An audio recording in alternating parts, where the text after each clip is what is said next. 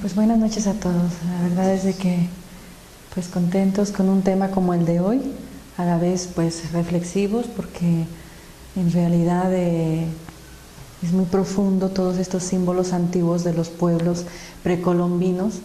Y bueno, le hemos titulado El juego de pelota en el trabajo de la muerte del ego. Comenzando, diríamos que nuestros pueblos del México antiguo, maravillosos pueblos, igual que muchos otros como egipcios, mesopotámicos, ¿verdad? Y demás pueblos maravillosos, desde el oriente hasta el occidente, pues son increíbles sus enseñanzas, sus sabidurías. En el caso del México antiguo, ustedes saben que México tiene mucha tradición ligada a las ceremonias relacionadas a lo que es la muerte, ¿verdad? México tiene como una conexión también un poco especial, por lo que parece en todas las culturas antiguas que de alguna manera tienen símbolos de cráneos, de decapitaciones, etcétera, que pocos se han comprendido y que definitivamente, seguramente, cuando la conquista o la llegada de los extranjeros o españoles a este territorio de la América actual, pues ya estamos hablando de un pueblo que entró en degeneración y que de alguna manera, dicen las tradiciones, pues tuvo que haber esa mezcla, como ese injerto, para ver si de entre dos pueblos que ya estamos en decadencia, pues puede recuperarse algo. Pero en realidad los pueblos antiguos de los que nosotros hablamos, pues descendientes de aquellos atlantes y lemures, que los mismos aztecas dicen que cuando los españoles llegaron les preguntaron quién hizo estas pirámides, por ejemplo Teotihuacán, ellos contestaron que no sabían, que cuando ellos llegaron ya estaban. Entonces nosotros le damos el nombre de aztecas a toda una línea de tradiciones, pero que está mezclada, ¿verdad? Es decir, no es lo mismo el mexicano de ahora que el mexicano de hace 300, 400, 500 años o de antes de la conquista, y de la misma manera podríamos decir que los pueblos van recibiendo por herencia y tradición los nombres, pero que pues se va entrando en una decadencia o decrepitud de sus culturas.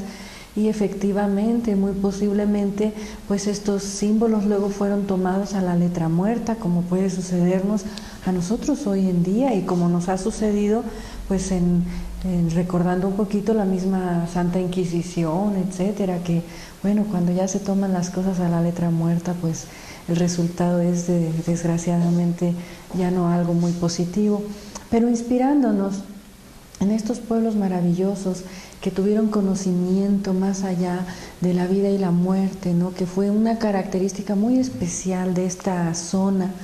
Pues podríamos decir que el México antiguo, desde la zona norte hasta la punta, y Guatemala, Belice, El Salvador, etcétera, pues todas estas culturas ricas en tradiciones nos hablan o nos han dejado un legado de lo que sería el juego de pelota. Y bueno, ahora que estuvimos en el retiro anterior visitando esta maravillosa zona del Tajín, viendo allí precisamente ese juego de pelota y el símbolo maravilloso que representa junto a la pirámide de los nichos, de los guerreros, al lado de la zona del arroyo y más allá en la muralla de Quetzalcóatl, pues no nos deja más que una reflexión profunda y el anhelo de compartir pues una pequeña inspiración complementada pues con el conocimiento obviamente antropológico en cierta forma, y bueno, definitivamente total inspiración en la enseñanza sobre el trabajo interno que nos legara el venerable maestro Samael Aun Weor, ¿verdad? Entonces mencionaríamos para iniciar que todo el territorio de México tiene más de 1500 canchas de hace años, que son las que están registradas, más todas las que pues no se han registrado, ¿no? Podríamos hablar de juegos de pelota en esta idea, pues desde lo que es Uxmal, Chichén Itzá, entre los mayas, al juego que se conoció también como Ahorita les digo el nombre porque es bueno como suena, ¿verdad? O entre los aztecas era también el nombre de Tlachtli, ¿verdad? O Tlaxtli, como se quiera pronunciar, en realidad lo conocemos como juego de pelota. Y decíamos, bueno, Monte Albán, Cacaxtla, aquí mismo cerca en Huachimontones podemos observar ese juego de pelota, ¿no? Muy amplio. Y bueno, se conocen más de 13 características distintas según la cultura y la época en que se practicó, así como también diversas formas del juego de pelota y diversos símbolos según la cronología o la cultura de la que se habla. Pero todas nos hacen alusión a un juego ritual que se practicó, ¿verdad?, mucho tiempo atrás, que no fue como un juego que podríamos decir ahora de deporte, ¿no?, sino que tenía una cosmovisión o que tenía una forma sagrada, ritualística en que se practicó. El juego de pelota básicamente se conoce, lo más conocido es, creo que ustedes lo habrán oído alguna vez, que se jugaba con las caderas, ¿verdad? Alguna vez tenía las variaciones en donde se podía usar algún mazo. A nosotros en la zona del sur nos ha tocado ver alguna representación maravillosa, o sea, como representándolo, bueno, en las zonas turísticas, pero recobrando esas tradiciones, incluso como los mayas podían llegarlo a jugar con una especie de bastones, que son muy simbólicos, con una pelota de fuego, en donde, bueno, es maravilloso ver cómo todavía en la actualidad, pues a lo mejor ejercitándose, se puede practicar realmente con ese bastón y esa bola de fuego, ¿no? Muy simbólico realmente en el trabajo interno, porque ustedes saben que nosotros llevamos pues ese anhelo de la creación de ese bastón interior, ¿verdad?, que representa pues el camino de Santiago, el camino de las pirámides de Teotihuacán, el misterio también de ese camino en las catedrales, en el interior, todo ese caminar, ¿verdad?, por la línea de la columna vertebral para llegar al cerebro y luego dar la vuelta en forma de bastón a lo que es el corazón. Bueno, pues ya nos está simbolizando que aquellos que lo practicaban no eran cualquier persona, aquellos que podían tener el atributo del bastón manipulando, imagínense, una bola de fuego, ¿no? Claro que lo más conocido es las vestimentas ricamente ataviadas con penachos maravillosos en forma de guerreros o ceremonial de guerreros también, en donde podían participar, se dice, en ese juego de pelota desde 1 a 7 jugadores, vamos a decir por equipo, ¿verdad?, y en donde, bueno, de alguna manera pues llevaban algunos protecciones de cuero, etcétera, para poder pegar con la cadera.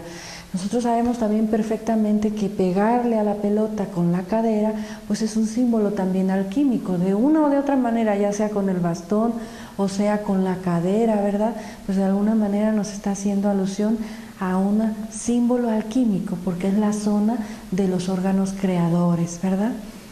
Entonces, bueno, la figura, creo, pues aquí en México la conocemos muy bien, pero para los que también nos ven por internet, si no les ha tocado ver, básicamente es como la figura de una I latina mayúscula, ¿verdad?, en términos generales podría decirse. Por ahí lo vamos a ver en las imágenes. Y bueno, llevan aquí 2 aros, ¿no?, y la cancha, digámoslo así, se divide, bueno, como lo podemos ver aquí en estas imágenes, donde con la cadera había que encestar la bola como el máximo símbolo del juego, ¿verdad? Bueno, se dice que era muy difícil, obviamente, encestarla con la cadera. Por lo tanto, el juego, según las investigaciones de Sahagún, escritos antiguos de verdad, los relatos de la Nueva España de Sahagún y de otros autores que relatan todos estos juegos, que dicen que incluso Cortés llevó a algunos jugadores a la España, ¿verdad?, para poder mostrarle al rey Carlos V lo que era este juego maravilloso, porque era para ellos algo que les extasió, ¿verdad?, muy impresionante verdaderamente cuando lo hemos podido ver. Por ahí hay una película, ¿verdad?, que por ahí, bueno, a mí no me ha tocado verla nunca entera, pero se puede ver cómo se representa ese juego de la pelota, ¿no? Entonces, por ejemplo, tiene muchas tradiciones que también es difícil de, como se dice, si tuviésemos que hablar del juego de la pelota tal cual es, en cada significado, en cada una de las 13 características de la cancha, más toda la diversidad de formas en que se jugó, según la cultura o pueblo, pueden ser los olmecas, los aztecas o mexicas, o los mayas, etcétera, etcétera, dependiendo de la cultura y dependiendo de la cronología, pues se podrían escribir hasta volúmenes enteros del juego de pelota, lo cual sería maravilloso en una investigación antropológica. También haciendo siempre alusión al significado, a la parte ritual de este juego, que es la que a nosotros como enseñanza interna nos impacta, nos impone, nos motiva. De verdad nos quitamos, como se dice, ese sombrero, ¿no?, ante estos pueblos conocedores de la vida y de la muerte, ¿verdad?, de esos misterios más allá.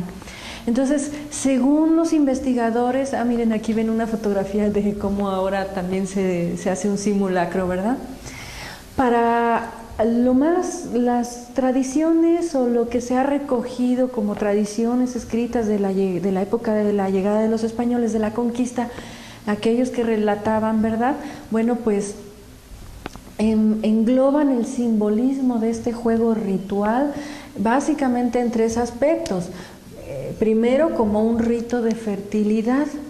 Entonces estaba asociado o se jugaba, dicen, principalmente en la época de sequía o de secas del año, para invocar o traer también pues la fertilidad.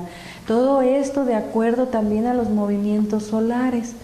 También se le asociaba como un ceremonial guerrero, porque iban ricamente ataviados y, por ejemplo, en la zona de los mexicas o de la zona de los pueblos aztecas, en lo que se conoce como el Templo Mayor o todas estas zonas, ¿verdad? Por ejemplo, en el Templo Mayor está situado el juego de pelota muy cerca de ese muro que algunos ya conocemos o que podemos investigar, donde hay un muro con solamente calaveras, ¿verdad? Rostros de calaveras simbolizando la muerte, la decapitación, que era el final del juego. Aunque también hay muchas versiones en donde se habla si el que ganaba era el decapitado o el que perdía era el sacrificado. También estaba al lado de lo que era entre estos pueblos aztecas, lo que era la zona de los guerreros águila, ¿verdad? Entonces estaba en tierra sagrada, digámoslo así, este juego de pelota. Y ahora que estuvimos en el Tajín, pues obviamente lo vimos ahí exactamente, justamente cerca de la pirámide de los nichos, a un lado, como diciendo, nosotros así decíamos, bueno, es que está como muy claro, ¿no? Tú tienes que pasar por ese camino del arroyo, de las aguas, de la transmutación, para llegar a la muralla de Quetzalcóatl, que maravillosamente está en forma de caracol, ¿verdad?, con 2 conchas marinas representando, bueno, como el camino mismo de Santiago, o el apóstol Santiago, que sabemos que es el que nos conduce en el trabajo justamente de ese camino por la columna vertebral, cerebro y corazón. Pasamos por la zona de los guerreros, en donde se ataviaban, se convertían en guerreros para poder representar el juego de pelota y después pasar a la pirámide de los nichos o de la muerte mística y finalizar con encontrar o liberar al dios Tajín, ¿no? Es muy hermoso realmente todo lo que son estas tradiciones. También se le asocia a un significado, dicen, astral, refiriéndose no al mundo astral, sino a la cuestión astronómica, en donde los pueblos antiguos querían siempre representar una lucha de opuestos entre, por ejemplo, la luz y las tinieblas, por ejemplo, entre los aztecas era Quetzalcóatl contra su gemelo Xolotl. Sabemos que es la sombra de Quetzalcóatl, sabemos que es la luz contra las tinieblas, que es el trabajo, pues digámoslo así, de ese Cristo mexicano o crístico en el símbolo mexicano, entre justamente el Quetzalcóatl y el Xolotl, que es pues de representación de las tinieblas, pero que de alguna manera, si queremos resucitar, necesitamos enfrentarnos a Xolotl.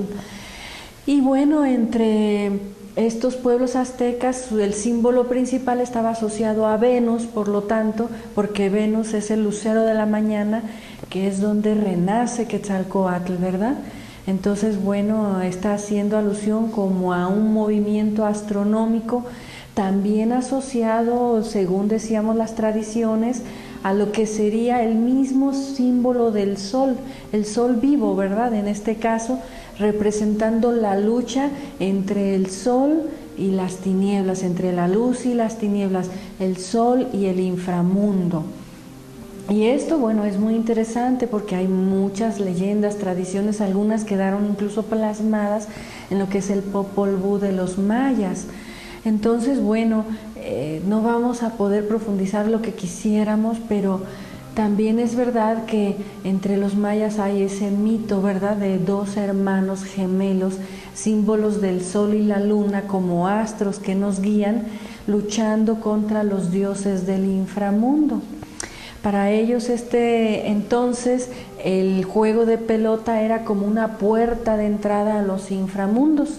Dice la mitología maya que estos hermanos jugaban pelota y hacían tanto ruido que llegaron a molestar a los dioses del inframundo, quienes los retaron, ¿verdad?, a jugar. Y obviamente estos hermanos primeramente perdieron y fueron decapitados. Según la tradición del Popol Vuh maya o de la zona ya de lo que sería la zona de Villahermosa para abajo, ¿verdad?, Palenque, etcétera, esa tradición se habla mucho y queda muy plasmada porque, por ejemplo, en el juego de pelota en Chichén Itzá, vamos a ver en los muros que marcan precisamente la cancha del juego de pelota, hay grabados maravillosos de águilas, serpientes y también de aquel famoso personaje sentado, decapitado, y de su cabeza emergiendo 7 serpientes muy de forma maravillosa, ¿no? Entonces, el mito, para no hacerlo muy largo, dice que ellos tuvieron hijos, ¿verdad? Y que estos hijos también se enfrentaron y también perdieron contra los dioses del inframundo, pero entonces allá en el inframundo donde fueron a parar, porque al perder pues fueron a dar al inframundo, ¿verdad?, se jugaron con un poco de astucia, digámoslo así, o de inteligencia, una nueva treta que urdieron y vencieron entonces a los señores del inframundo, y con esto resucitan o renacen. Esto nos recuerda inclusive el mito egipcio de Osiris, ¿verdad? Aquel que muere para renacer, el sol que muere para volver a renacer, para dar vida en abundancia. Como sabemos, siempre se ha utilizado el sol como símbolo del trabajo crístico, del trabajo interior, en donde nosotros debemos morir para renacer como el ave fénix, ¿verdad? Con ese verdadera, o sea, como almas, ¿verdad? Renacimiento como almas. Incluso una época de la historia después de la Inquisición y toda esta época de oscurantismo viene a llamarse renacimiento, porque renació, se volvió a buscar el conocimiento precisamente de ese renacer, ¿verdad? Los símbolos antiguos que se habían ocultado se volvieron a mostrar de alguna manera. Entonces, bueno, también hacer una pequeño paréntesis, porque siempre es bueno tener las informaciones, ¿verdad? Que los pueblos antiguos del México precolombino se adelantaron más de 3.500 años, se dice, en la elaboración de este juego, de esta bola que se utilizó como pelota, y que, bueno, en el caso del pueblo maya representa los mismos movimientos del sol, ¿verdad? En donde el sol debe pasar por el aro, etcétera, etcétera. Y se adelantaron porque utilizaron del árbol de guamil, o la goma que conocemos, ¿verdad?, mezclada con látex, dicen, y entonces lograban una pelota que los conquistadores decían una pelota que bota, vuela más, 8 veces mejor que nuestras pelotas infladas de aire, ¿verdad? Esa bola especial maravillosa, ¿no? Y que de alguna manera también el pueblo olmeca se conoce así precisamente por ser el pueblo de la región del hule, ¿verdad? Donde se da ese árbol de la zona de Tabasco y Veracruz, ¿verdad?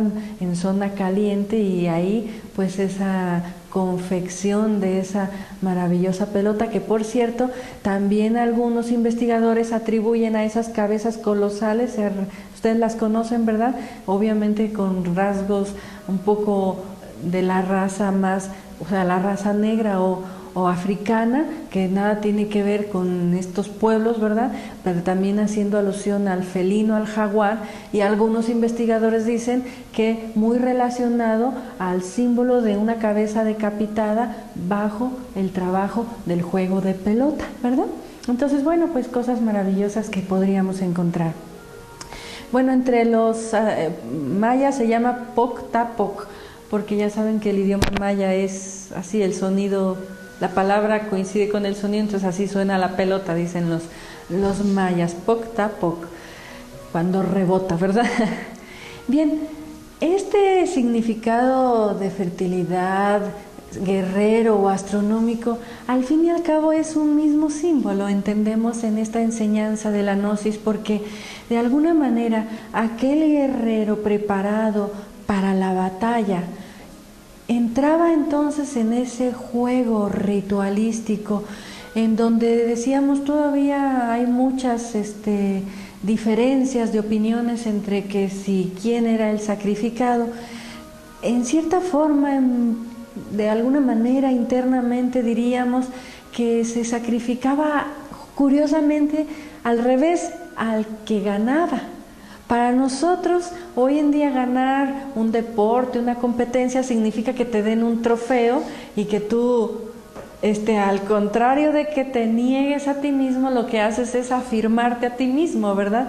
Ya eres alguien especial, eres el primer lugar, eres el segundo lugar o el tercer lugar, que todavía sigue siendo muy bueno, ¿no? En deportes, olimpiadas, etcétera, ¿no?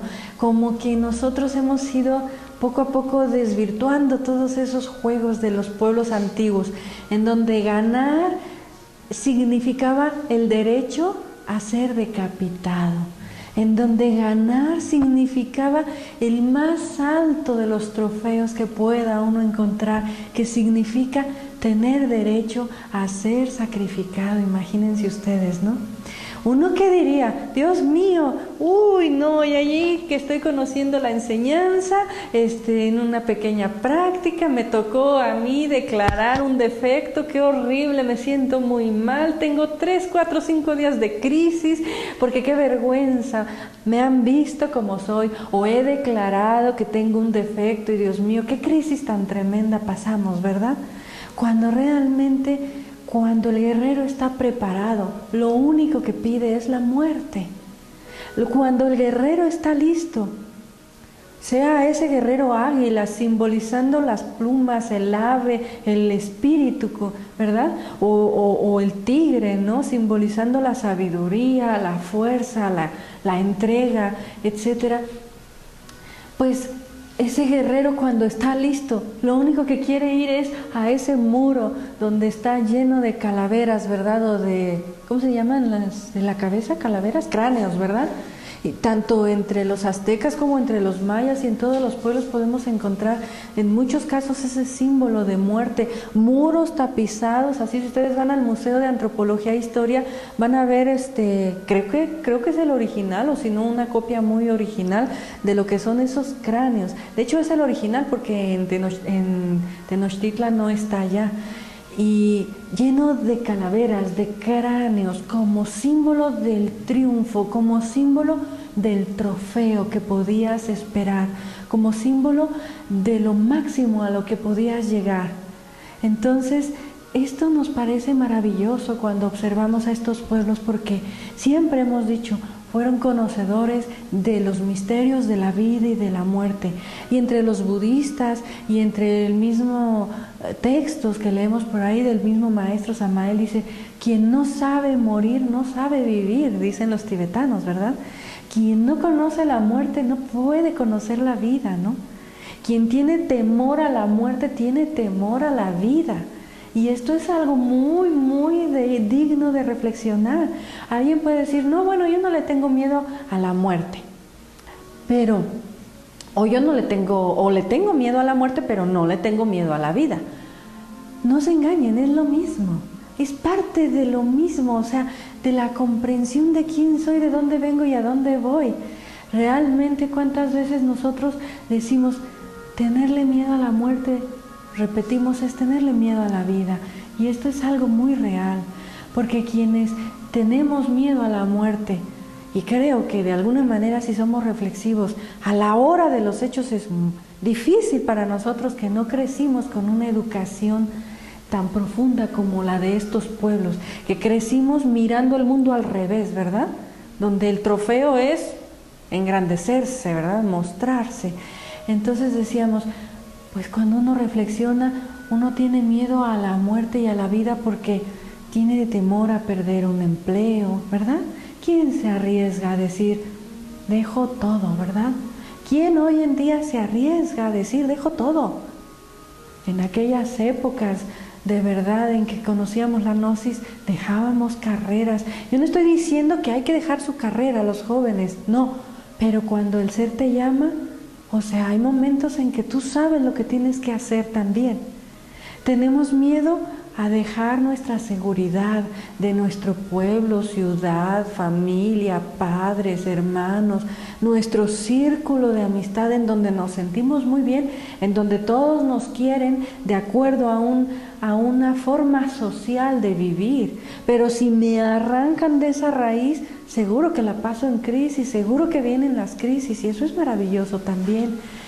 Tenemos miedo a la enfermedad, tenemos miedo no a la muerte en sí misma mientras que no estamos conscientes de ella, pero sí miedo a morir con el proceso doloroso, ¿verdad? Del hospital, del dolor físico, de la angustia emocional, del enfrentarnos, como dicen los tibetanos, a esos bardos en donde nos tenemos que ver a nosotros mismos tal cual somos.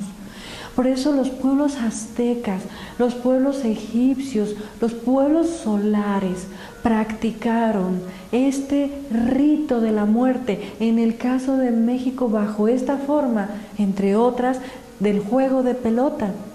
Si nosotros investigamos un poquito a los egipcios, ellos practicaban la confesión también, y los pueblos orientales también tenían la práctica que se llama... ¿cómo se llama? El practimocha o ceremonia de descargo, que es lo que nosotros conocemos como confesar, ¿verdad? Nada más que nosotros lo hacemos como muy escondiditas para que nadie se entere, ¿verdad? Que me den la, ¿no? Y bueno, tanta cosa, pero realmente como trabajo interno, o sea, eso que los orientales dicen ceremonia de descargo. Uno en la confesión católica no habla superficialmente. Se habla superficialmente porque no se estudia ya al ego, ¿no?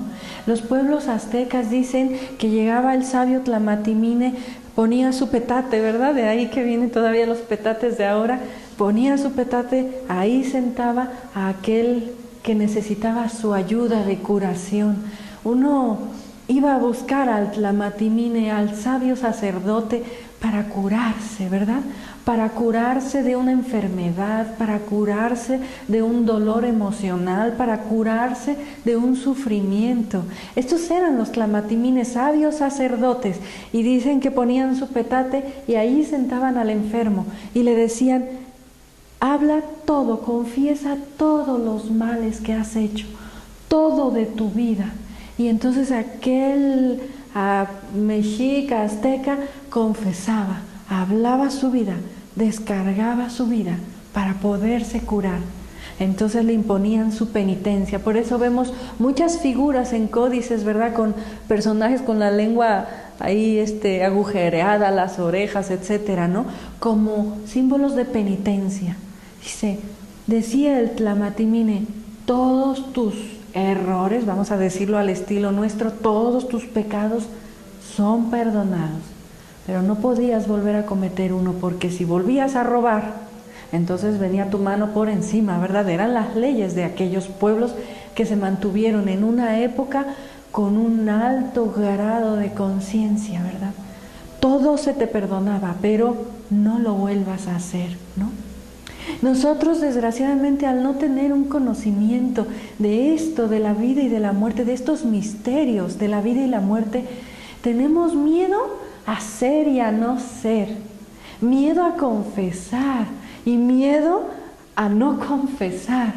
Y llegamos enfermos, llegamos con dolencias, con sufrimientos a la vida y no podemos curarnos. Por eso los pueblos antiguos decían, una vez que entraban a esa ceremonia del juego de pelota, iba de por medio su vida, pero su vida espiritual hablando, ¿verdad? Porque de acuerdo al resultado del juego, si ellos vencían a los señores del inframundo a los que se estaban enfrentando, ¿qué puede representar eso de los señores del inframundo? Díganme ustedes. Pues la ley, pues el infierno. Ajá.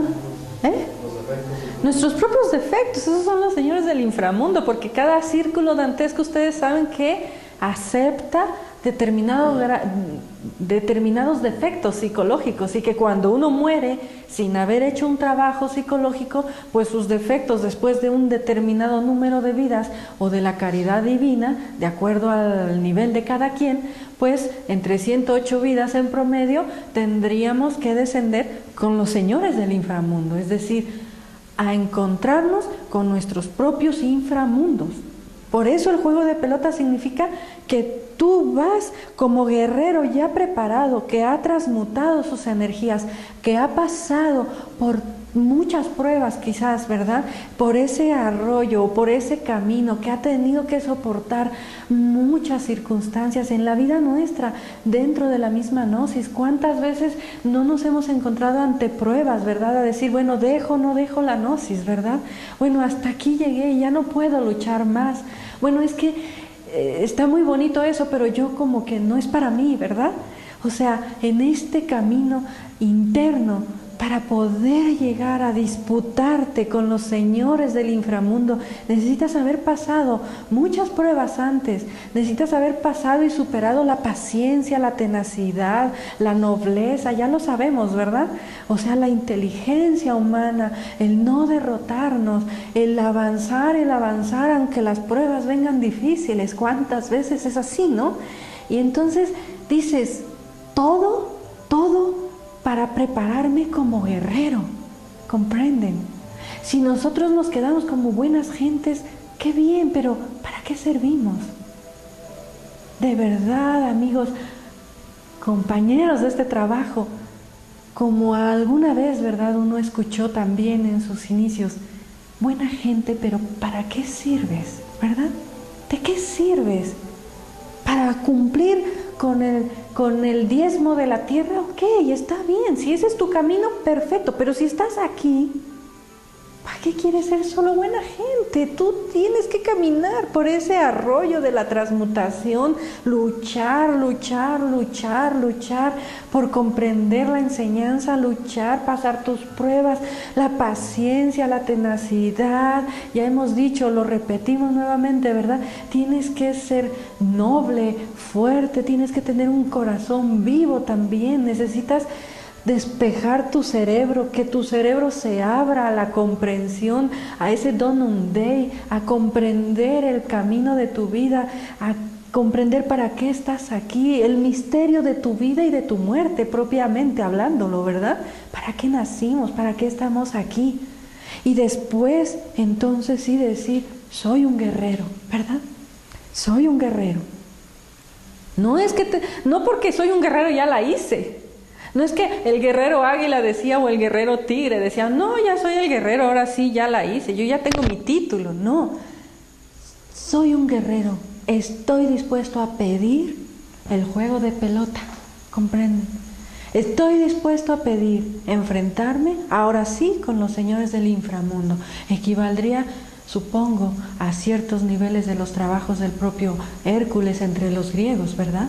Porque primero empezamos nada más así, como toreando al ego, ¿verdad?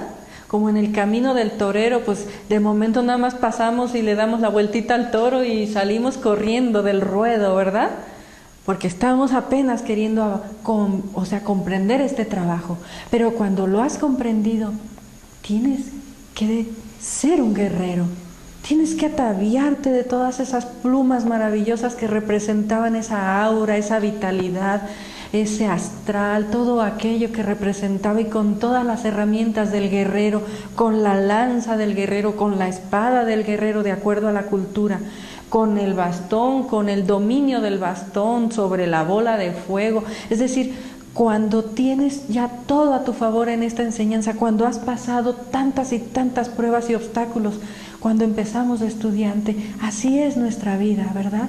Y no pretendemos que la comprendamos de la noche a la mañana. Como dice el maestro Samael, conténtense ustedes con empezar a comprender la cara visible. Luego lo demás ya es de profundidad, de iniciación, ¿verdad? Entonces todo esto es para algún día decir, soy un guerrero, me siento con la fuerza de enfrentar a los señores del inframundo. Les estoy haciendo tanto ruido que ya los estoy molestando, ¿no? Están viniendo a por mí, y eso es así, es realmente así, ¿verdad? Porque estaban jugando aquellos dos personajes, ¿verdad? Y los molestaron, les hacían mucho ruido, dice el Popol Vuh. No hay casualidad en nada de lo que escribían, ¿verdad? Cada cosa tiene su símbolo, pero hay que meditarlo en serenidad y hay que inspirarnos también para pedir esa iluminación. Y entonces decir, bueno, estoy ahora listo para jugármela con los señores del inframundo, en la puerta de entrada del inframundo, que representa el juego de pelota, ¿verdad? Con el sol en las manos o en las caderas, ¿verdad? Con el sol, que es la pelota, en las caderas, que sabemos que está representando, ¿verdad? Con la transmutación, con la energía creadora, voy a jugármela con los señores del inframundo. Y si gano, tengo derecho a pedir la muerte. Tengo derecho a morir. Uno diría, Dios mío, qué cosa tan fuerte está diciendo, y el que oiga nada más esta frase en internet, por favor, escuche lo demás, ¿verdad? Pero de verdad, para poder decir, tengo derecho a morir. Como aquel enfermo que llega y dice, estos son mis males, sufro de orgullo, sufro de impaciencia, sufro de intolerancia, sufro de inconsciencia, sufro de tantas y tantas cosas. Tengo derecho a morir. Ya pasé por ese sufrimiento, ya pasé por esas pruebas, ya me mantuve firme en la enseñanza, como el santo grial, ¿verdad?, de Parsifal. En el último momento todavía le dicen, qué pena, pero el grial no existe. Todo lo que hiciste, todo lo que sufriste, todo lo que te esforzaste, qué pena, pero el grial no existe. Igual aquí, después de tanto sufrir y tanto pasar, muchas veces manteniéndonos en la enseñanza con pruebas de un lado y de otro, y entre nosotros y fuera de nosotros y arriba de nosotros y abajo de nosotros, ¿verdad? Porque hay que decirlo, entre nosotros como grupo, fuera de nosotros pues en el mundo de la vida diaria, ¿verdad? Abajo de nosotros porque se nos revelan los egos, y arriba porque la ley está también sobre de uno, ¿verdad? Entonces, tengo derecho a morir, tengo derecho a dejar este dolor que me produce el ego, esta enfermedad que me produce el ego, pero necesito enfrentarlo en ese juego de pelota en donde me estoy jugando mi cabeza para acabarlo pronto, ¿verdad? Me estoy jugando mi cabeza, la cabeza del ego propiamente, porque nada puede renacer si antes no muere, porque ya nos lo han enseñado en palabras muy simples. Si la semilla no muere, el árbol o la espiga no grana, ¿verdad? Cuando ustedes se confundan en este trabajo y ya vayan sintiéndose, ahora soy un gran guerrero, yo ya soy un gran iniciado, he tenido grandes sueños, he tenido esto, he tenido lo otro, me tratan muy bien, ya los misioneros tengo varios estudiantes, ahora ya, ¿verdad? Cada uno en sus pruebas, ¿verdad? O cuando en la vida digan, no, pero es que está... Cuando uno sale y dice, no, pero es que yo ahí lo entiendo muy bien, pero cuando salgo a la calle, como que, ay caray, me vuelvo a sentir en duda, ¿verdad? Porque está muy difícil el camino, ¿no? Siempre recuérdense que si la semilla no muere, no puede salir ningún fruto. Y en base a eso comprendan todo lo que les rodea. Despertemos esa conciencia basándonos en las enseñanzas de los mismos pueblos antiguos, ¿no? Nunca dijeron ellos, primero van a hacer el sol antes de que muera, ¿verdad? Entonces, si no lo han dicho en ningún pueblo antiguo en su sabiduría, ¿cómo voy yo a pretender que ya me despierten los chakras, que ya me hagan un trabajo así, muy bonito, muy fácil, muy rápido? Yo ya soy un gran iniciado, yo ya soy un maestro y estoy encerrado en mi casita cómodamente, sin hacer nada, sin morir, sin nacer y sin sacrificarme por la humanidad. No se puede. El camino es este del guerrero, pasando por la transmutación, las pruebas para enfrentarnos por único derecho a morir. Que llegue el día en que digamos, de verdad, tengo derecho a morir, anhelo morir en mis defectos, quiero curarme este mal. Cuando uno ora pide así, ¿verdad? Cúrame este mal, ¿no? Ayúdame con este problema. ¿No es de lo que todos queremos quitarnos? Todos buscamos algo porque queremos dejar de sufrir, queremos dejar de estar enfermos, queremos ser felices, queremos que con una varita mágica nos digan, tú ya tienes grandes dones, pero realmente nos lo están, repito, enseñando los pueblos antiguos.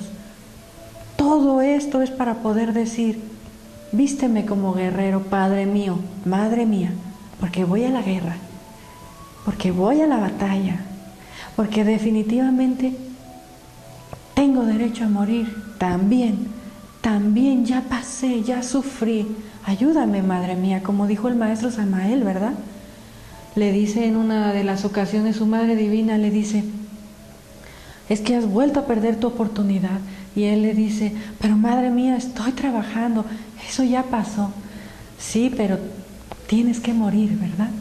Y entonces él comprende, dice, sí, ahora estoy trabajando, pero ¿y todo lo que hice antes? Tengo que morir. Tengo que sacar de mi interior, si quiero despertar toda mi conciencia, mis capacidades, si quiero florecer como ese decapitado con sus 7 serpientes arriba, levantadas, 7 grados de poder o 7 serpientes de fuego y luego de luz, ¿verdad? Si quiero realmente levantarme del lodo de la tierra, si quiero participar de las palabras de un Jesucristo que dijo, como Moisés se levantó, también ustedes lo tendrán que hacer. Como Moisés levantó la serpiente en el desierto, también ustedes tendrán que hacerlo, ¿verdad? Si quiere uno participar de la misma enseñanza crística que dijo, lo que yo he hecho, todos los hombres harán. Si queremos realmente dejar de sufrir y ayudar a nuestros seres queridos, tenemos que ataviarnos de guerreros día y noche y dejar de autoconsiderarnos tanto, de anhelar incluso la ayuda, ¿verdad? Como aquel Atlante que menciona el maestro, ¿verdad? Ahora que leíamos en el retiro, que habiendo nacido en un lecho de amor y en un paraíso, descubrió ciertos defectos muy ahí guardados en su subconsciente, ciertos pedazos de pensamientos que algo debió haber visto, que dijo, tengo ego. Y entonces renunció a todo ese paraíso, se fue a los suburbios más bajos a buscarse un gimnasio, y es claro, dice, que eliminó los egos más profundos que había en su interior, ¿verdad? Pues nosotros ni siquiera necesitamos ir a buscarnos un gimnasio, lo tenemos diario, somos hipersensibles, ¿verdad? Nuestro ego está tan vivo, mi ego personalmente hablando, está tan vivo que no necesito irme a buscar un gimnasio, necesito luchar, ataviarse, decíamos, de guerrero, de guerrera también, de valquiria, como decían los antiguos pueblos germanos, hombre y mujer levantándose del lodo de la tierra. Pero, hermanos, si queremos vivir una vida humana, nada más, entonces dediquémonos a esa vida humana, de buenas personas, hagamos lo mejor por el camino del bien también. Pero si estamos cansados de sufrir, si estamos enfermos, si tenemos necesidades internas, espirituales, y anhelamos ese derecho a morir, es decir, ese derecho a curarnos. Es casi una palabra similar en el trabajo interno, porque cuando muere el ego, se cura el alma, ¿verdad? Se cura el cuerpo. Ahora lo veíamos en este retiro, 5 o 6 días, más las noches de desvelo anterior para preparar, más los viajes, más las idas y las vueltas. Uno dice, no, pues este cuerpo ya no va a aguantar. Pero la propia conciencia en un trabajo de retiro sostiene el cansancio, el cuerpo lo sostiene, lo levanta. Estábamos admirados, corrimos como niños chiquitos, ¿verdad? Brincamos, saltamos, estuvimos sentados, viajando de pie, cansados, desvelados, y el cuerpo se mantuvo, ¿verdad? ¿Por qué? Porque cuando la conciencia se activa, ella sostiene al cuerpo, ella sostiene. Entonces, nosotros necesitamos mucha fe también en este trabajo interno. Nosotros no podemos basarnos solamente en lo exterior, en un mundo ahora que te promete grandes cosas, como dice el maestro Samael y lo dice la Biblia, y todos se arrodillarán ante el poder de la gran bestia porque dirán, ¿quién como ella? ¿Verdad? Y esto es que hay que comprenderlo, no se trata de caer en un fanatismo y decir yo rechazo al mundo, pero hay que comprender quién nos está hablando, ¿verdad? En ese mundo material, ¿quién te está diciendo, mira, aquí vas a ser feliz, ¿verdad? Mira, aquí te vamos a curar, mira, aquí te vamos a dar, aquí te vamos a solucionar, y a la hora de la hora, lo único que pasó, bueno, pues, es que perdiste tu oportunidad, ¿verdad? Entonces, mientras tengamos vida, tenemos esperanza. Luchamos por mantener este cuerpo y de paso decir, cuidarse la salud, atenderse siempre la salud también. Porque este es el cuerpo con el que nosotros necesitamos hacer el trabajo. Este es el cuerpo físico con el que nosotros necesitamos darle a la pelota con la cadera, ¿verdad? Necesitamos manejar la energía del sol, los gérmenes solares depositados en las glándulas creadoras. Necesitamos manejarlos para vencer al señor o a los señores del inframundo. Está muy claro el juego de pelota, por lo menos para nosotros. Quizás a nivel antropológico las diversas variaciones que puedan haber, pero finalmente es el mismo trabajo, ¿no? Si lo buscamos a la letra muerta, a lo mejor nos perdemos en un gran laberinto, pero si sentimos su significado, seguro estoy que vamos a sacar esa sangre también del México antiguo. Si estamos en estas tierras sagradas, hay que sacar esa sangre del México antiguo, del guerrero antiguo, de los valores antiguos, de los valores espirituales. Y pues, con fe, vencer los miedos, los obstáculos y tanto y tanto y tanto que se está queriendo hacer con este pueblo mexicano también, ¿verdad? Con tanta violencia, con tanta incertidumbre, con situaciones económicas, con problemas de inseguridad, etcétera, etcétera. ¿Por dónde vamos a caminar? Tenemos que caminar, pues, como guerreros, ¿verdad? No solo para nosotros, sino para los que nos rodean. Porque ese juego de pelota tiene sus espectadores, tiene las otras partes del ser que también están esperando la oportunidad para poderse levantar. Entonces, bueno, cuando ya se jugaba y se lograba pasar la pelota por el aro, ya era pues el triunfo total, ¿verdad? De otra manera se iban ganando puntos, perdiendo puntos, casi como los juegos que hoy conocemos, ¿sí? Si hay alguna duda, ¿quieren? Sí. A primera vista parece que este mundo te ofrece mucho, pero tan solo te das cuenta que estás en una carrera de ratas.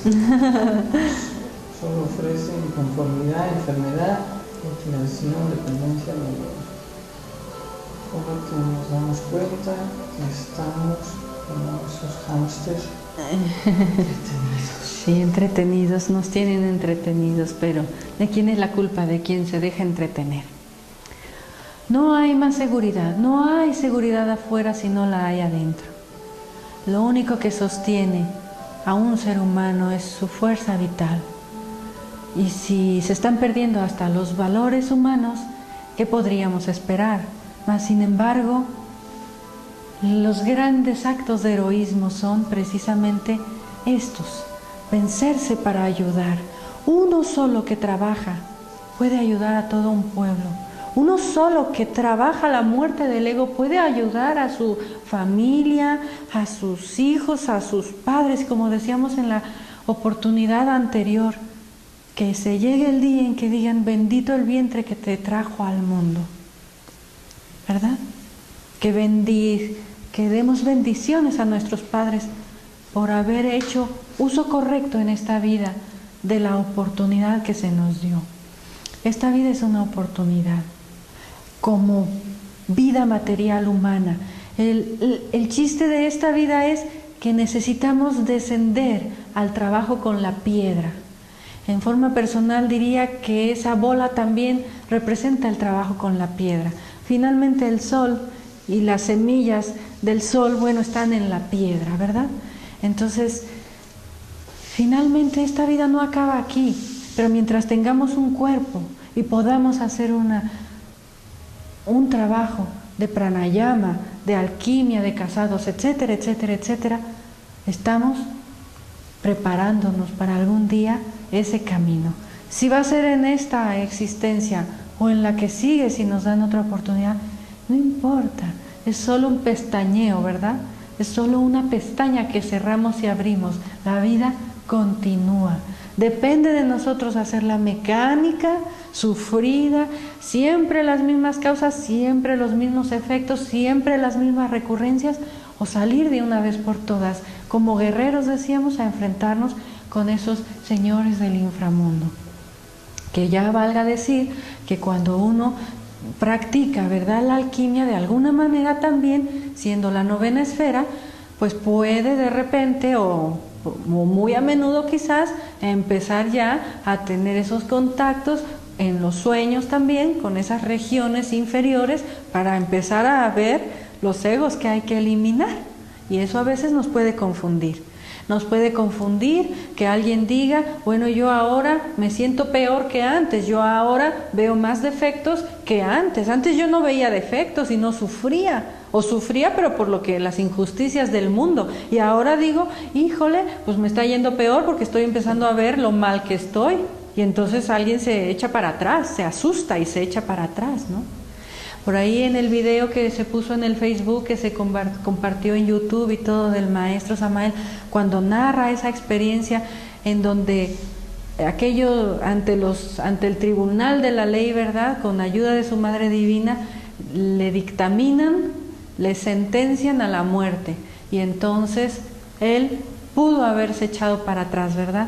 Pudo haber dicho: yo no merezco esto, yo no merezco, porque yo me he sacrificado mucho por la humanidad. Y sin embargo él, lo que me admira en su relato, sin decirlo, es que él se quedó ahí, ¿no? Él se mantuvo de pie ahí. Y entonces dice que sintió como aquella faceta del ego salió, ¿verdad?, en forma de un caballo terrible o algo así, ¿verdad?, y fue decapitado y mandado al tártaro, dice, al inframundo precisamente. ¿Qué significa eso? Esa imagen. Lo que pasa es que esa es la leyenda de los dos gemelos, ¿verdad? En la anterior se ven cuando ellos, bueno, lo encontramos por internet, ¿verdad? Pero bueno, hace alusión a la leyenda, ¿no? También en la leyenda, para poder ellos resucitar, lo necesitan hacer con la ayuda de una princesa, porque ellos, o sea, como forman parte del inframundo, se manifiestan en un árbol. Todo es simbólico, ¿verdad? Por eso digo, es difícil entrar muy a profundidad en ese mito, pero lo podemos investigar y bueno, también pedir iluminación, ¿verdad? Entonces es la princesa que pues con cierta anhelo de conocer o curiosidad o como se llame, va y entonces recoge esos frutos para que de ahí puedan volver a tomar vida, ¿no? Simbólico también, tanto símbolo de la Madre Divina como símbolo precisamente del trabajo en el árbol entre el hombre y la mujer, ¿verdad? Entonces dice que cuando ellos vencieron, pues así se creó el sol y la luna, dice el Popol Vuh, de estos dos gemelos, ¿verdad? Así es que tenemos estos astros que nos dan vida. masculino y femenino, ¿verdad? Dando vida a la tierra, ¿no? Entonces, pero para ello necesitaron vencer a los señores del inframundo, que por ahí se ve a uno de ellos dando, ¿verdad?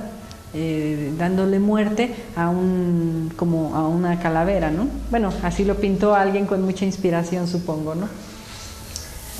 Bien, no sé si tengan alguna duda o comentario hasta aquí. A ver, aquí dice: el vencedor de sí mismo, Ometeotl, está con él. Tiene las llaves del Omeyocan y es un caballero águila. Eso es cierto, al principio eso suele pasar mucho más intensamente, pero el amor al trabajo y también pedir saber valorarlo, como dice, una mayor comprensión a nuestra madre. Así es, sin ayuda de la Madre Divina estamos perdidos. Sí. Yo sí tengo una duda, entendiendo que el simple hecho de ser una persona viva para una energía a la Madre Tierra, mi pregunta es, por el hecho de recibir la enseñanza y la información para empezar a trabajar y después poder tener la oportunidad de morir en el ego, ¿existe también un precio por eso? Ah, sí, claro, lo que decíamos, ¿verdad? Por eso hay que pasar muchas pruebas, ¿verdad? Previamente, para podernos enfrentar. O sea, el camino tampoco es gratis, ¿verdad? Ahora bien, el precio lo pagamos, pues, ¿cómo? Tenemos que ser buenos amos de casa. Ahí es donde a veces puede haber una confusión, ¿verdad? Dice uno, bueno, me dicen que no tengo que ser solamente buena persona, sino que tengo que entrar a este trabajo, pero luego me dicen que tengo que ser buena persona, entre comillas, ¿verdad? No, ser buen amo de casa, dice el maestro, se refiere a cumplir con las obligaciones humanas. Y ahí ya hay un diezmo tremendo, ¿no? Imagínate, si una persona ahí alejada en el cerro, ¿verdad? O en el monte, dedicada solo a su trabajo interno, pues avanza, ¿verdad? Pero nunca se avanza igual, no puede llegar a la liberación final porque no está en ese gimnasio, ¿verdad? Pero tú imagínate una persona como ahora, que tiene que trabajar, que tiene que pagar su renta, que tiene que pagar el diezmo, ¿verdad? O sea, impuestos, todo lo que es una vida humana actual. Y encima, extra, dedicarse al trabajo interno. Entonces ahí ya no hablamos de una buena persona. Ahí ya hablamos de un buen amo de casa que está haciendo un trabajo interno, ¿verdad? Con esto no quiere uno decir que salga y sea uno mala persona. Se trata de dar un paso más en lo que llamamos revolución, que quiere decir un extra esfuerzo. Que mientras yo voy y ayudo a alguien, no se me suba el orgullo, ¿me entienden? Esto es empezar a trabajar en una revolución, porque la buena persona va y ayuda y luego se siente muy feliz con el apapacho, que me quieran. Y el problema es que volvíamos siempre al punto, cuando ya no hay apapacho, entonces viene la mala persona. Entonces, mala y buena son dos caras de una misma cosa. Preferible trabajar con la buena persona, ¿verdad? Pero si nosotros realmente queremos hacer un trabajo, entonces hay que ayudar y encima poner conciencia que el orgullo no se suba, que la autoconsideración no se suba. Entonces ahí hay un trabajo maravilloso, ¿sí? Porque estoy sirviendo a la humanidad, estoy ayudando, estoy pagando precios y al mismo tiempo estoy trabajando. Por eso estos dos personajes en el Popol Vuh tuvieron que valerse de ciertas tretas, porque si no, de otra manera no le ganaban a los señores del inframundo, siempre salían perdiendo. Dice el maestro, el cielo se toma por asalto. Se dieron cuenta que tenían que dar algo que de extra, frente, pagar un precio. exactamente. Sí, así como de frente, nomás no, ¿verdad? Y eran muy buenos jugadores, dicen, eran pues los primeros de la creación en el Popol Vuh, ¿verdad? Los dos gemelos que siempre representan la dualidad, ¿no? Pero no podían con los señores del inframundo, ¿verdad? Entonces, nosotros no podemos, necesitamos pasar nuestro proceso y necesitamos pagar nuestras pruebas también. Entonces, pues Por eso siempre decíamos, o por eso los grandes, los que han llegado muchas veces a esas comprensiones grandes, se ponen muy humildes, un San Francisco de Asís, etcétera, etcétera, ¿verdad? Es decir, abajo a servir, ¿verdad? Nosotros servimos y arriba, ¿verdad? Ese es nuestro problema. ¿Por qué lo notamos? Porque sale la pequeña crítica, porque sale la pequeña esto, porque sale la autoconsideración, porque ya quiero mi trato especial, porque entonces ahí estamos perdiendo la oportunidad, ¿no? Nosotros necesitamos servir, pero aplicando un trabajo interno. Eso ya no es de buena persona. Alguien diría, pues eso ya no sé de qué es, ¿verdad? Porque está muy raro. Yo ya no sé, soy el único que va nadando contracorriente, ¿verdad? Toda mi familia, pues le está yendo muy bien en la economía y yo estoy aquí, ¿verdad? Renunciando a ciertas cosas porque no era correcto, porque no era una forma correcta de vivir, por tantas cosas. Entonces uno entra en una pequeña revolución ya desde ahí, ¿verdad? La Madre Divina nos pide 8 virtudes. Ustedes revisen las 8 virtudes de Kundalini, ¿verdad? Ustedes revisen las 4 pruebas básicas de la Esfinge entre los pueblos egipcios, ¿verdad? Vayan revisando algunas conferencias que quedan ahí grabadas en la página para poder ir comprendiendo cuánto hay que pasar para que nos den la oportunidad algún día de decir, ahora sí, vísteme de guerrero porque voy a la guerra. Ahora sí es real, ¿verdad? Lo demás, como el toreo. Alguna conferencia ha dejado el maestro también sobre el toreo, ¿no? En el símbolo Atlante. Y dice, bueno, primero entra el que nada más juega con el toro y sale corriendo, ¿verdad? Hasta hace sus juegos, ¿verdad? Y sale corriendo, ¿no? Luego entra el otro, ¿cuál es? El picador, ¿verdad? Nomás le da sus piquetes y sale corriendo, ¿no? Tiene que llegar el banderillero, perdón. Tiene que llegar el torero, montado sobre un caballo, vestido de sus trajes de oro, de gala, ¿verdad? Es el único que puede matar al toro. Entonces son etapas del trabajo de la muerte del ego. No nos desesperemos, no podemos ser el torero de la noche, porque conocimos la enseñanza, ya somos el gran torero, y yo ya, a veces en eso mostramos la inmadurez en la enseñanza, porque creemos, yo ya eliminé todos mis egos, ¿no? Hasta un diario tengo escrito de cómo me muestran mis sueños, que ya eliminé todos los egos, pero a la primera me salen los egos bien vivos. Entonces, como tengo que ver qué es eso, lo tengo que justificar y tengo que decir, no, eso ya no es un ego, eso ya es una cualidad del ser, y así caemos en la mitomanía. Desgraciadamente así caemos en la mitomanía. Le dicen al maestro, ¿y el ego gnóstico se tiene que eliminar? Dice, bueno, pues esa pregunta me suena un poco así, pero sí. El ego gnóstico también hay que eliminarlo, ¿verdad? Pues el que ya se va creyendo, ¿verdad? Que las iniciaciones van llegando muy fáciles, etcétera. Nuestro camino es siempre los 3 factores para algún día tener los atributos del guerrero.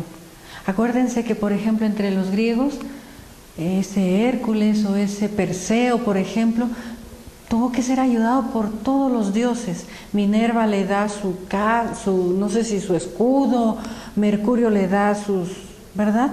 El otro le da su espada y todos lo atavían. ¿Qué quiere decir? Que las partes de nuestro ser entran en acción, ¿verdad? Para poder ir a combatir. Nosotros somos la parte humana que puede llegar a encontrarse a sí misma con el ser, ¿no? Que puede levantarse, pero para ello hay que anhelar la muerte.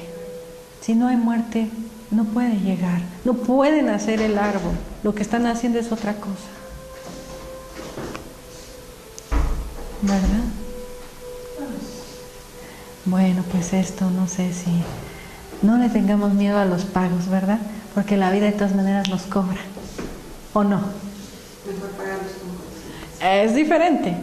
Hasta más fácil es pagar en el trabajo interno cuando tenemos suficiente capital.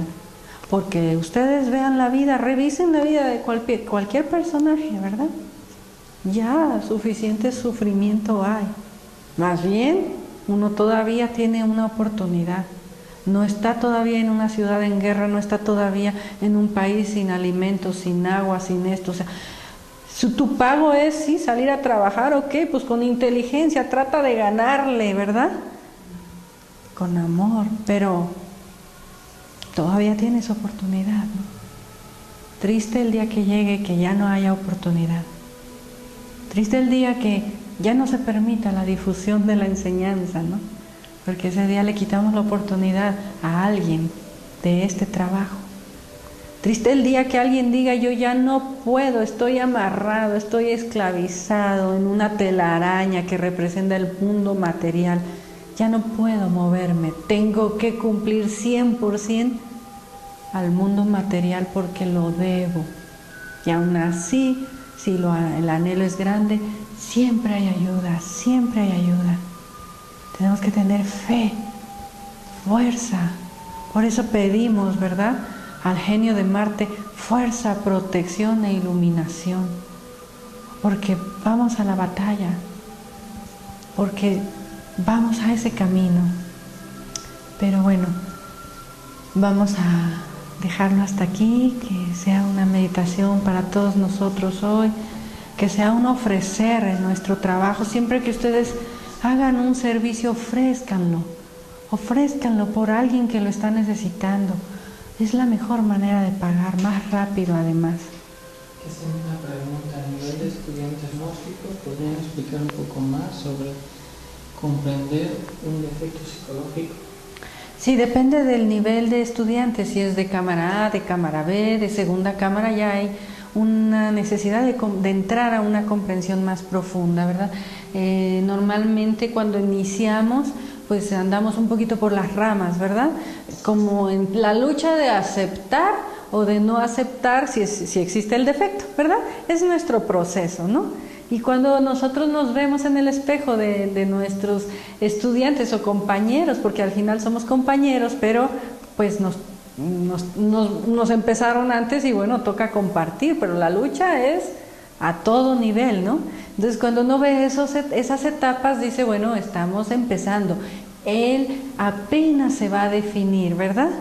Apenas se va a definir. Si acepta y comprende que hay algo que se llama ego y que es la causa del dolor, del sufrimiento, de la miseria, de la pobreza, de todos los problemas que trae cargando, se quedará en la enseñanza y empezará a autoobservarse. El proceso a nivel de estudiante pues es comenzar a estudiarse a sí mismo, a autoobservarse.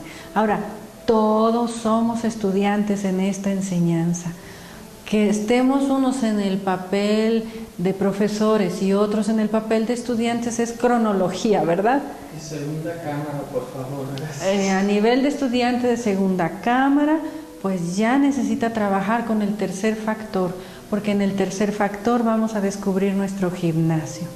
Lo que hagan, háganlo por la obra, por la enseñanza, por la difusión, trascendiendo pues los gimnasios, y el día llegará en que el ser nos acomode donde nos tenga que acomodar. Un estudiante de segunda cámara que no puede observar dónde está el orgullo, dónde está la pereza, no sabe diferenciar todavía entre cuándo es la personalidad, cuándo le habla la mente, cuándo le hablan las emociones, cuándo es el mismo cuerpo físico que le habla, pues si no lo sabemos, pues necesitamos ponernos, ¿verdad? A dar y a dar. Y si tenemos algún choque consciente de ayuda algún día, agradecerlo infinitamente. Agradecer infinitamente cualquier choque consciente. Que nos lo hayan dado con conciencia o sin conciencia. Hablemos a nivel de los budistas. Dicen ellos que los chinos son sus maestros de compasión. Ya con eso les digo todo. Entonces, siempre remitámonos al trabajo interno. El trabajo interno tampoco es una obsesión mental. El trabajo interno es que el corazón se active, que el cerebro se active, que se abran las neuronas, que transmutemos todos los días. Si es hombre, pues todos los días. Si es mujer, en los periodos que puede, que todos los días transmutemos para que el cerebro se vaya abriendo y entre la comprensión. También eso es, por eso decíamos, tenemos que caminar primero por ese arroyo, ¿verdad? haciendo buenas obras, trabajando, tratando de pagar nuestras deudas, revisando cuáles son mis circunstancias en la vida para ver cuáles son los egos, causas que hay por ahí guardados. Digo, no lo vamos a comprender de la noche a la mañana, pero yo necesito ya aceptar mi vida como ese mismo gimnasio, ¿verdad? Como esa misma cancha donde voy a jugármela toda, ¿no? Pero sí es muy importante que un estudiante de segunda cámara ya tenga diferenciados los egos, ¿verdad? ¿Dónde está el orgullo? ¿Cuál es la pereza? Cuando estamos, ¿será o no será? ¿Verdad? ¿Será o no será? Pues ya nos están ganando la partida. Ustedes siempre remítanse, decimos, al trabajo interno. Y yo siempre hago como, así lo entiendo, a lo mejor estoy muy mal, a lo mejor me equivoco, pero yo siempre lo entiendo como que en la vida, como mujer, a lo mejor porque me toca cocinar, hay que limpiar de los frijoles, sacar la basura, ¿verdad?